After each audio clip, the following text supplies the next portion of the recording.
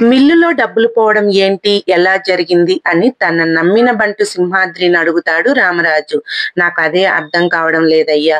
మీరు వచ్చే వరకు ఒకరిని కూడా మిల్లులో నుంచి బయటకు పోకుండా ఆపేశాను అని అంటాడు సింహాద్రి. దాంతో రామరాజు పని వాళ్ళందరినీ లైన్‌లో నిలబెట్టి మిమ్మల్ని నేను పనివాళ్ళుగా కాదురా! నా వాళ్ళుగా చూసుకున్నా. అలాంటిది నా మిల్లులో దొంగతనం చేయడం ఏంట్రా? ఇది మనం మన ఇంట్లో దొంగతనం చేసుకుంటామా? నా వాళ్ళు ఇలా చేశారంటే నాకెంత బాధగా ఉంటుంది. మీకేదైనా అవసరం ఉంటే చెప్పండ్రా! ఆ డబ్బులు మీకే ఇచ్చేస్తా. మీకు ఏదైనా అవసరం ఉండి తీస్తే చెప్పండ్రా! ఆ డబ్బు తిరిగి మీకే ఇచ్చేస్తాను. నాకు భయపడి నిజాన్ని దాచొద్దు. ఎవరు తీశారో ధైర్యంగా చెప్పండి అని అడుగుతాడు రామరాజు.